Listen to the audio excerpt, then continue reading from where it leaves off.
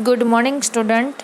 तो हमने एग्ज़ाम आने वाली है, तो हम थोड़ा रिवीजन कर लेते हैं। चैप्टर 1 आराधना, उसके लेखक है वसंत बापट। उसका जन्म 1922 में और निधन 2002 में। श्री वसंत बापट का ख्यातनाम कवि है। आपका जन्म महाराष्ट्र के सतारा जिला के कराड़ गांव में हुआ था। अब वसंत बापट उसका जन्म महाराष्ट्र के सतारा जिले के कराड़ नाम के गांव में हुआ था। पुणे आपकी कर्मभूमि है, मतलब कि वो पुणे रहे हैं।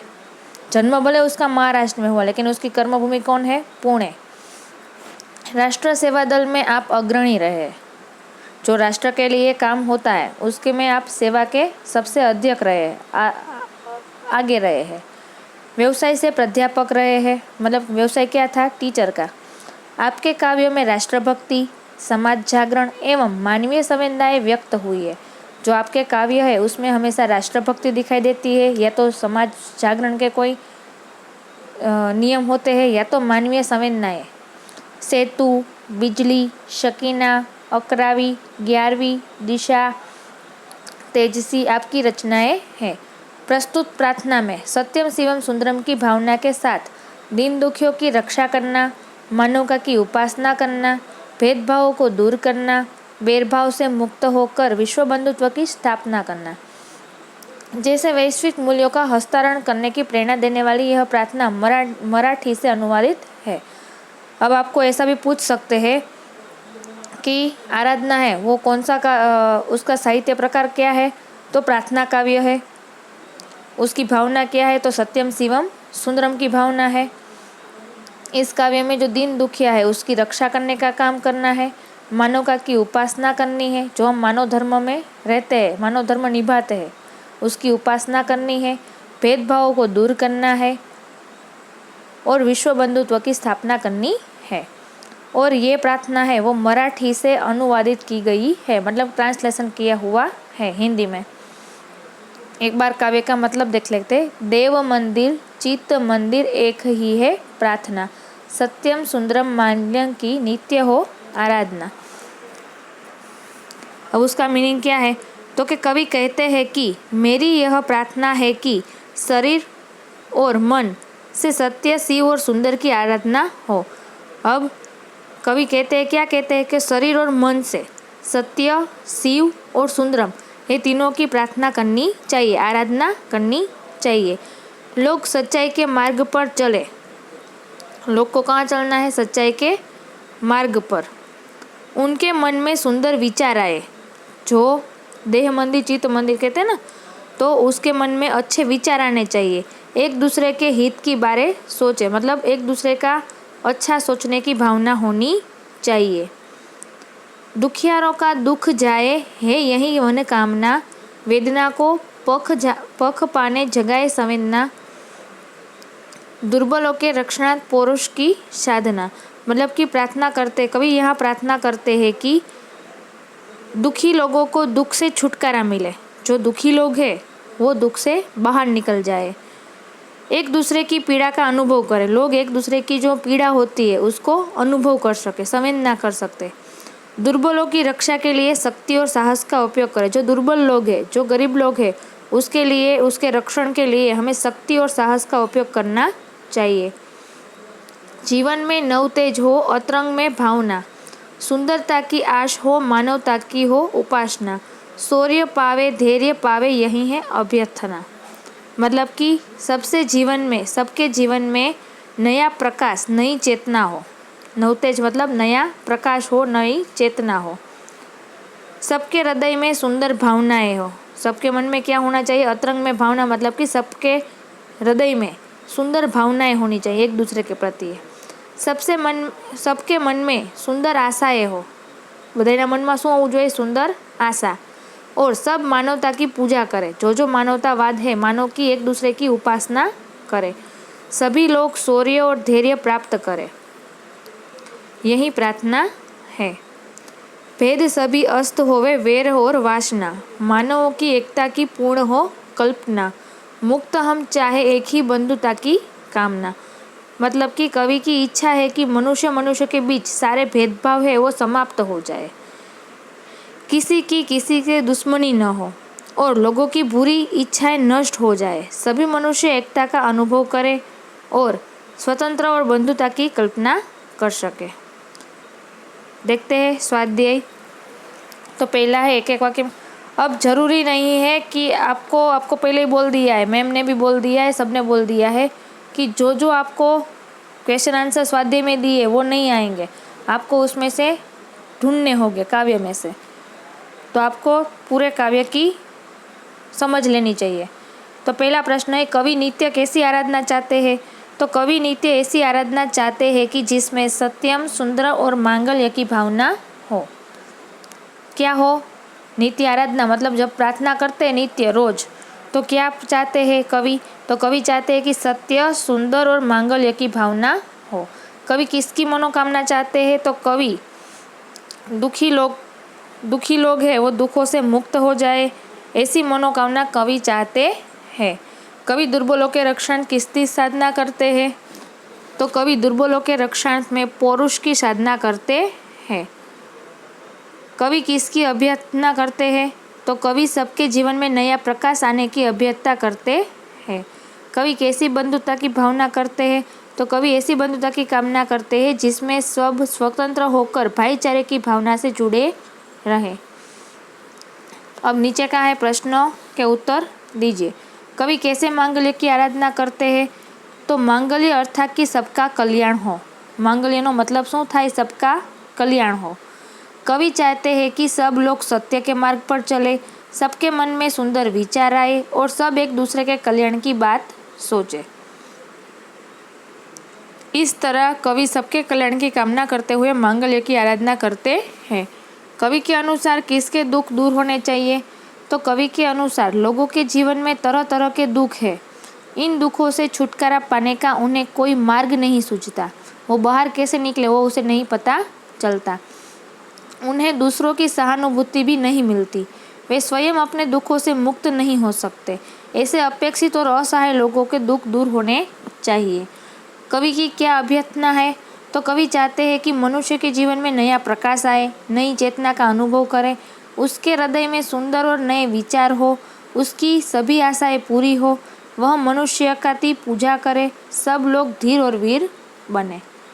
कवि भेदों को नाश करने की बात क्यों करते हैं? तो संसार में विज्ञान ने बहुत उन्नति कर ली है, फिर भी दुनिया में उच्च नीच, जाति प्रजाति, अमीर गरीब आदि कई भेद अभी बाकी है। इन भेदभावों के कारण मानव समाज में ईर्ष्या, देश और संघर्ष है। इनके कारण मानव एकता के बाधाएं आती है और हमारा विश्व बंधुत्व का सपना पूरा नहीं होता। इसीलिए कवि इन भेदों को नाश करने की बात करते हैं। दैत्य मंदिर चित्त मंदिर एक ही है प्रार्थना, सत्य सुंदर मांगल्यति नित्य हो आराधना। तो इसका आशय स्पष्ट करना है तो कवि वसंत बापट बहुत ही उदार हृदय और ऊंची दृष्टि के कवि है। उनकी चित्त और देह की बस एक ही प्रार्थना है कि लोग अच्छे कर्म करें, सत्य के मार्ग पर चले। उनके हृदय में शुभ और सुंदर भावनाएं हो, लोग स्वार्थ त्याग कर सबके हित की बात सोचे। दूसरा है भेद सभी अस्त होने बैर और वासना, मानवों की एकता की पूर्ण हो कल्पना, मुक्त हमें चाहे एक ही बंधुत्व की कल्पना। आज संसार में वर्ण भेद, जाति भेद, रंग भेद आदि कहीं भेद बने हुए हैं। ईर्ष्या देश के कारण उच्च नीच का अंतर बना है, इसीलिए मानव जाति में एकता नहीं है। संसार में अशांति और संघर्ष का कारण ये तरह तरह के भेद ही है। जब तक इन भेदों को नाश नहीं होना तब तक मनुष्य जाति एक नहीं होगी। अब काव्य पूर्ति भी आपको एग्जाम में आने वाली है, तो आप जितने जितने काव्य हमारे कोर्स में है, जितना मैंने कोर्स बताया है उसमें आते हैं तो वो सारी आपको एक बार पढ़ लेनी है। बाद में विरोधी शब्द तो मैंने आपको लिखा ही दिया है, उसमें तो कुछ रिवीजन करने की ज़रूर नहीं है। अब दूसरा पाठ है न्याय मंत्री, तो उसका रिवीजन देख लेते हैं। न्याय मंत्री उसका लेखक है श्री सूरदर्शन। उसका जन्म 1896 में हुआ था और उसकी मृत्यु 1968 में। सूरदर्शन जी का मूल वास्तविक नाम बद्रीनाथ शर्मा है, मतलब कि सूरदर्शन जी का मूल नाम क्या है? बद्रीनाथ शर्मा। आपका जन्म ईस्वी सन 1896 में हुआ था पंजाब राज्य के सियालकोट नामक स्थल पे। बचपन से ही आपके कहानियाँ लिखना प्रारंभ कर दिया था। पुष्पलता, सुप्रभात, परिवर्तन, पनघट, नदीना आदि आपके सुप्रसिद्ध कहानी संग्रह है। आपका एकमात्र उपन्यास है, उसका नाम है भागवंती। अब इस कहानी में सम्राट अशोक सर्वश्रेष्ठ न्याय मंत्री की खोज में था। शिशुपाल से मुलाकात होने पर उसकी योग्यता देखकर उसे न्याय मंत्री बना दिया। न्याय न राजा देखता है न रंक, रंक मतलब कि प्रजा। न्याय तंत्र पर विश्वास दिलाने के लिए यह यहाँ प्रयास किया है। नई पीढ़ी के लिए इस प्रेरक कहानी द्वारा न्याय तंत्र की जिम्मेदारी का भी महत्व समझाया गया है। तो पाठ देखते हैं कि संध्या का समय था, मतलब शाम होने वाली थी। चारों ओर अंधकार फैल चुका था, मतलब चारे बाजू अंधारू હતું। ऐसे में किसी ने बाहर से घर का दरवाज़ा खटखटाया। कोई बाहर से आया और उसने क्या किया, घर का दरवाज़ा खटखटाया। अंदर मतलब उसने पूछा कौन है। ब्राह्मण शिशुपाल ने थोड़ा सा दरवाज़ा खोलते हुए पूछा। शिशुपाल था, उसने थोड़ा ही दरवाज़ा खोला और उसने पूछा कौन है। तो बाहर से आवाज़ आई, एक परदेसी। बाहर से आवाज़ आई, क्या मुझे रात काटने के लिए यहाँ स्थान मिल जाएगा? मैं यहाँ रात काट सकता हूँ? जैसे ही शिशुपाल ने पूरा दरवाजा खोला, उनके सामने एक नवयुवक खड़ा था। એની સામે કોણ હતું? એક નવો યુવક ખડો હતો। उन्होंने मुस्कुराकर कहा, यह मेरा सौभाग्य है, आ तो मारा माटे सारू छे। अतिथि के चरणों से यह घर पवित्र हो जाएगा। मतलब कि अतिथि मेरे घर में आएंगे तो मेरा घर कैसा हो जाएगा? पवित्र। आइए, पधारिए। अब अतिथि को लेकर शिशुपाल घर में गए और उनका आदर सत्कार किया। फिर दोनों उस समय की देश की अवस्था पर बातें करने लगे। मतलब उस समय जो देश में चल रहा था उसी के बारे में वो बात कर रहे थे। कौन? शिशुपाल और बाहर से जो नवयुवक आया था वो दोनों। शिशुपाल ने कहा, आजकल बड़ा अन्याय हो रहा है। शिशुपाल मतलब जो घर जिसका था वो बोला कि आपने देखा है आजकल बड़ा अन्याय हो रहा है। परंतु परदेसी इस बात से सहमत न था। जो दूसरा आया था नवयुवक, वो इस बात से सहमत नहीं था। वह बोला, दोष निकालना तो सुगम है, मतलब किसी के दोष निकालना है तो वो तो बहुत आसान है, परंतु कुछ करके दिखाना कठिन है। पण કંઈક કરવું હોય તો એ મુશ્કેલ છે। शिशुपाल बोले, अवसर मिले तो दिखा दूँ कि न्याय किसे कहते हैं। अब शिशुपाल भी बहुत अच्छा लड़का था। उसने क्या बोला कि ठीक है, मुझे मौका मिलेगा तो मैं दिखा दूंगा कि न्याय तंत्र कैसे चलता है। तो जो नवयुवक था उसने क्या पूछा, तो आप अवसर चाहते हैं, मतलब आपको मौका चाहिए? मतलब शिशुपाल बोलता है, हाँ अवसर चाहता हूँ, हाँ मौका चाहता हूँ। तो वो बोला, फिर कोई अन्याय नहीं होगा? जो नवयुवक आया था उसने क्या बोला, अगर आप न्याय चलाओगे तो आपसे कोई अन्याय नहीं होगा? तो शिशुपाल बोलते, बिल्कुल नहीं। फिर से नवयुवक बोलता है, कोई अपराधी दंड से न बचेगा? जेने अपराध कर्यो होय, जेने भूल करी हो एने दंड मळशे ज नहीं। परदेसी ने मुस्कुरा कहा, यह बहुत कठिन काम है। आप जितना सोच रहे उतना आसान नहीं है। ब्राह्मण के लिए कुछ भी कठिन नहीं है, मैं न्याय का डंका बजाकर दिखा दूंगा। शिशुपाल ने क्या कहा कि ब्राह्मण के लिए कोई भी काम कठिन नहीं है, मैं हमेशा न्याय का डंका ही बजा के दिखा दूंगा सबको। परदेसी धीरे से मुस्कुराया पर कुछ न बोले। फिर कुछ देर बाद वे सो गए। પછી એની વચ્ચે કાંઈ વાતું ન થઈ અને પછી સૂઈ ગયા। सुबह उठकर परदेसी ने शिशुपाल को धन्यवाद देकर उनसे विदा ली। मतलब जो परदेसी आया था उसने क्या बोला कि चलो अब मैं जा रहा हूँ और आपका आभार कि मुझे यहाँ रहने दिया। कुछ दिनों बाद शिशुपाल के घर कुछ सिपाही आए। थोड़ा दिवस પછી શું થયું, शिशुपालના ઘરે થોડાક સિપાही આવ્યા। उन्हें दरबार में चलने के लिए कहा। उन्हें कहा, राजा के दरबार में बोला कि आपको वहाँ बुलाया है। शिशुपाल सहम गए कि ये क्या हुआ। वे समझ ही नहीं सके कि सम्राट ने उन्हें क्यों बुलाया। अभी तक तो कभी राजा ने उसे बुलाया नहीं था, तो अब क्यों बुलाया? कहीं उस परदेसी ने तो सम्राट से झूठी सच्ची शिकायत न कर दी। बोलो जो આવ્યો તો મારી ઘરે મહેમાન બનીને परदेसी, એણે तो મારી કંઈક સાચી ખોટી વાત નથી કરી ને। दरबार में पहुंचकर शिशुपाल का कलेजा धड़कने लगा। अब शिशुपाल जैसे ही दरबार में पहुंचा राजा के, वहाँ जाके उसका कलेजा दिल है वो धड़कने लगा। जब उन्होंने देखा कि परदेसी ही सम्राट अशोक है, उसने क्या देखा कि जो परदेसी उसके घर पे आए थे उस रात, वहीं राजा थे। सम्राट बोले, ब्राह्मण देवता, मैं आपको न्याय का अवसर देना चाहता हूँ। હું તમને न्याय માટે अवसर આપવા માંગુ છું। आप तैयार है? पहले तो शिशुपाल घबरा गए, फिर बोले, यदि सम्राट की यही इच्छा है तो मैं तैयार हूँ।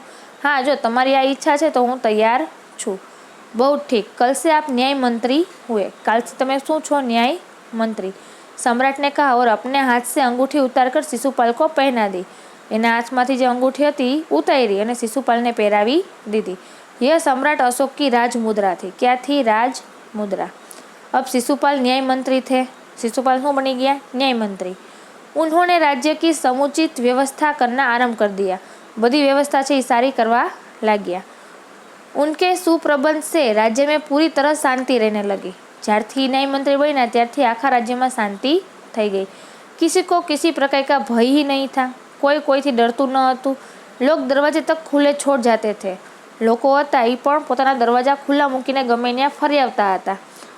चारों तरफ न्याय मंत्री के सुप्रबंधों न्याय की धूम मच रही थी कि आहा न्याय तो जो आवो होवो जोईए।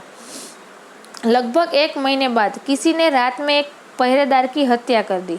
હવે લગભગ એ ન્યાય મંત્રી બન્યો બ્રાહ્મણ શિશુપાલ, ત્યાર પછી 1 મહિના પછી કોકે રાત્રે એક પહેરેદાર હતો ચોકીદાર એની હત્યા કરી નાખી। સુબહ હોતે ही यह बात चारों ओर फैल गई। હવે સવાર થઈ અને ચારે બાજુ આ વાત ફરી ગઈ કે રાત્રે ઓલા પહેરેદારની હત્યા થઈ ગઈ। लोग बड़े हैरान थे कि कोने કર્યું હોય છે। शिशुपाल की तो नींद ही उड़ गई क्योंकि वो तो न्याय मंत्री थे। उन्होंने खाना पीना छोड़कर अपराधी का पता लगाने में रात दिन एक कर दिया। एने पोताનું ખાવા પીવાનું બધું છોડીને अपराधीने ગોતવા માટે એણે રાત દિવસ એક કરી દીધા। बहुत प्रयत्न करने के बाद जब अपराधी का पता चला तो शिशुपाल के आश्चर्य का ठिकाना न रहा। હવે બહુ પ્રયત્ન કર્યો પછી એને અપરાધી કોણ હતો એને ખબર પડી ગઈ, પણ જ્યારે એને ખબર પડી કે અપરાધી કોણ છે ત્યારે એને બહુ જ આશ્ચર્ય થયું। स्वयं सम्राट ने उस पहरेदार की हत्या की थी। खुद राजा थे, उसने ही उसकी हत्या की थी। सम्राट को अपराधी घोषित करना बहुत ही कठिन काम था। હવે રાજાને અપરાધી ગણાવો હોય તો સૌથી મોટું અઘરું કામ છે। शिशुपाल करे भी तो क्या करे। एक और वे न्याय मंत्री थे और दूसरी ओर सम्राट के सेवक। હવે એક બાજુ न्याय मंत्री बन्या હતા, एक बाजु सम्राटનો सेवक હતો। परंतु न्याय की दृष्टि में सम्राट और साधारण व्यक्ति में कोई अंतर नहीं होता। પણ જ્યારે ન્યાય કરવા બેસીએ ત્યારે રાજા હોય કે પ્રજા હોય એમાં કંઈ અંતર હોવું જોઈએ નહીં। अगले दिन शिशुपाल दरबार में पहुंचे। अगला दिवसे शिशुपाल હતા એ ક્યાં ગયા? દરબારમાં। सम्राट अशोक सिंहासन पर बैठे हुए थे। હવે सम्राट अशोक હતા એ પોતાના એક राजगादी ऊपर बैठा હતા। आते ही उन्होंने शिशुपाल से पूछा, अपराधी का पता चला। હવે જેવો शिशुपाल एंटर થયો એવું એણે પહેલો સવાલ કર્યો કે अपराधी का पता चला, કોણે મારી છે? न्याय मंत्री ने साहसपूर्वक कहा, जी हाँ चल गया। हाँ मैंने खबर है कौने करी। तो फिर उसे उपस्थित करो। राजा ने क्या बोला कि उसे यहाँ ले आओ। न्याय मंत्री कुछ रुके, फिर अपने उच्च अधिकारी को संकेत करते हुए बोला, धनवीर इन्हें गिरफ्तार कर लो, मैं आज्ञा देता हूँ। और न्याय मंत्री थोड़ी बार ऊभा रह्या અને પછી એના જે ઉચ્ચ અધિકારી હતા એને ઈશારો કર્યો કે જાઓ धनवीर इन्हें गिरफ्तार कर लो, मैं आज्ञा देता हूँ।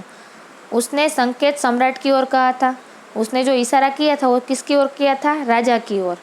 दरबार में निस्पता छा गई। कोई कुछ नहीं बोल रहा था। सम्राट का चेहरा क्रोध से लाल हो गया था। राजा का चेहरा था वो भी गुस्से से लाल हो गया था। वे सिंहासन से खड़े हो गए और बोले, इतना साहस। હવે સિંહાસન ઉપરથી ઊભા થઈ ગયા અને બોલ્યા કે તારો આટલો સાહસ। ન્યાય મંત્રીને ऐसा भाव प्रकट किया जैसे कुछ सुना ही ना हो। એણે કંઈ સાંભળ્યું જ ન હોય એવું એણે કર્યું।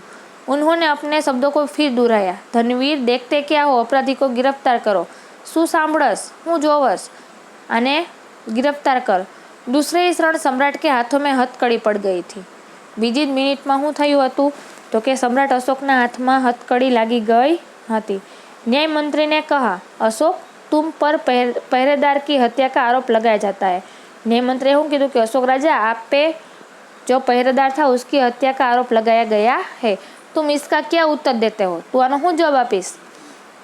सम्राट होठ काट कर रह गए, कुछ बोले नहीं। न्याय मंत्री ने फिर पूछा, तो तुम अपराध स्वीकार करते हो कि त्या कर्युं छे? हाँ मैंने उसे मारा अवश्य है। राजाए हूँ कीधुं? हाँ मैंने मार्यो छे, पर उदत था, मतलब मैंने जरूर थी। सम्राट का उत्तर था, वह उदत था या नहीं, तुमने एक राज कर्मचारी की हत्या की है। ये सारो माणस हतो के खराब माणस हतो पण ते एनी हत्या करी छे। अविवेकी, अधूर मतलब अविवेकी, એને વિવેક હતો નહીં એટલા માટે મેં એને માર્યો છે એવું કોનું કહેવાનું હતું? રાજાનું। तुम अपराधी हो, तुम्हें मृत्युदंड की दिया जाता है। તમે અપરાધી છો ને તમને મૃત્યુદંડ આપવામાં આવે છે। ન્યાય મંત્રીને નિર્ણય દિયા। સભા में સન્નાટા છા ગયા। બધાય રાજાને ફાંસીએ ચડાવવાનો હોય તો આખી પ્રજા અને બધા માણસો હતા એ બધા મૂંઝાઈ ગયા। न्याय मंत्री का निर्णय सुन सम्राट सिर झुका लिया। इन्हें પોતાનું માથું નીચું કરીને ઊભા રહી ગયા। वे तो स्वयं शिशुपाल की परीक्षा में सफल हो गए थे। इन्हें शिशुपाल की परीक्षा लेवी थी कि आ न्याय करे छे, हूँ राजा छूँ तो मने गिरफ्तार करे छे कि नहीं, कि आ न्याय नहीं करतो, ये एने जोवुं हतुं। अने एमां जे शिशुपाल हतो ए पास थई गयो। सम्राट का हृदय ऐसे व्यक्ति को पाकर गदगद हो गया कि मने जेवो व्यक्ति जोतो हतो न्याय मंत्री माटे एवो व्यक्ति मने मळी गयो। तभी न्याय मंत्री का संकेत पाकर एक कर्मचारी सम्राट अशोक की सोने की मूर्ति लेकर उपस्थित हो गया। त्यारे न्याय मंत्री ने संकेत आप्यो एटला माटे एक कर्मचारी हतो ए सम्राट अशोक की एक सोनानी मूर्ति लई आव्यो अने एने राखी दीधी। न्याय मंत्री ने खड़े होकर कहा, सज्जनों, यह सच है कि मैं न्याय मंत्री हूँ और यह भी सच है कि अपराधी को दंड मिलना चाहिए। हवे न्याय मंत्री ने सभा में शुं कीधुं तो कि सज्जनों, आ साचुं छे कि हूँ न्याय मंत्री छूं अने मारे अपराधी ने दंड करवो जोईए, परंतु अपराधी और कोई नहीं, स्वयं सम्राट है। पण अपराधी बीजू कोई नहीं, कौन छे? स्वयं राजा। शास्त्रों में राजा को ईश्वर का रूप माना गया है। हवे आपणा शास्त्र में राजा ने शुं आप्युं छे? ईश्वरनुं रूप। इसलिए उसे ईश्वर की दंड दे सकता है, एटला माटे एने भगवान ज दंड आपी सके छे। अतएव मैं आज्ञा देता हूँ कि सम्राट को चेतावनी देकर छोड़ दिया जाए। एटला माटे हूँ कहूँ छूं कि राजा ने आपणे चेतावनी आपीने छोड़ी दईए और उनके स्थान पर इस सोने की मूर्ति को फांसी पर लटका दिया जाए। एना बदले आ सोनानी मूर्ति छे राजानी, एने फांसी पर लटकावानी छे, जिससे लोगों को शिक्षा मिले, मतलब एनाथी लोकोने सीख मळे। न्याय मंत्री का न्याय सुनकर लोग जय जयकार कर उठे। बधा एना जय जयकार करवा लाग्या। शिशुपाल ने राजमुद्रा सम्राट अशोक ने सामने रख दी और बोले, महाराज, यह राजमुद्रा वापस ले ले, मुझे यह बोझ नहीं उठाया जाएगा। एने शुं कीधुं राजा ने कि राजा, आ तमारी जे राजमुद्रा छे ने वापस लई ल्यो, माराथी हवे आ बोझ उपाड़ी सकतो नथी। अशोक ने सम्मान भरी दृष्टि से उनकी ओर देखते हुए गदगद कंठ से कहा। हवे राजाए पण एनी सामे सम्मान भरी नजरे जोयुं अने एने कह्युं, आपने मेरी आंखें खोल दी है, तमे मारी आंखों खोली नाखी छे। आपका साहस प्रशंसनीय है, आपने बहुत अच्छा काम किया है। यह बोझ आपके अतिरिक्त और कोई नहीं उठा सकता, तमारा सिवाय कोई आ बोझ उठावी सके एवुं छे नहीं। न्याय मंत्री निरुत्तर हो गए, मतलब एणे कांई जवाब आप्यो नहीं। अहींया आपणो आ पाठ छे ए पूरो थाय छे। मुहावरे वांची लेजो, स्वाध्यायना प्रश्न पण वांची लेजो। प्रश्न 1, प्रश्न 2, प्रश्न 3, कौन कहता है, क्यों कहता है, विरोधी शब्द है, समानार्थी शब्द है, ये सब आपको पढ़ लेना है आपकी बुक में। फिर बुक में मैंने आपको लिखवाया ही है। तो हमारा 2 पार्ट का रिवीजन आज कंप्लीट हो गया है। अब जो 2 पार्ट है उसमें आपको कुछ समझ में नहीं आता अभी समझाने के बाद, रिवीजन होने के बाद, तो आप लेक्चर ख़त्म होने के बाद पूछ सकते हो। ओके। और एग्ज़ाम के लिए सबको तैयारी करने के लिए बेस्ट ऑफ लक। अच्छी तरह पढ़ना, लेसन पढ़ना, सिर्फ क्वेश्चन आंसर मत पढ़ना, तो ही आपको आंसर आएंगे, वरना नहीं आएंगे। और ग्रामर में आप सब पूछ रहे थे कि ग्रामर में मैम क्या आने वाला है, तो ग्रामर में मैंने बेटा आपको बता ही दिया था कि गद्यार्थ ग्रहण, पद्यार्थ ग्रहण, मतलब कि जो पैराग्राफ है, काव्य है या तो कोई पाठ का पैराग्राफ है, उसमें से देखकर आपको क्वेश्चन के आंसर लिखने हैं। दूसरा है संक्षेपीकरण, तो उसका शॉर्ट करना है। ऐसे है तो ऐसे तो आपको पता ही है, स्टोरी भी पता है, लेटर भी पता है, रिपोर्ट राइटिंग वो भी आपको पता है, विचार विस्तार आएंगे तो वो भी आपको पता है। जितना मैंने ग्रामर पॉइंट में लिखवाया है वो तो सब आएगा। उपरांत जो समानार्थी शब्द है, विरोधार्थी शब्द है, वो एक बार नज़र मार देना सब में, ताकि आपको एग्ज़ाम में कोई प्रॉब्लम ना हो। Okay, thank you.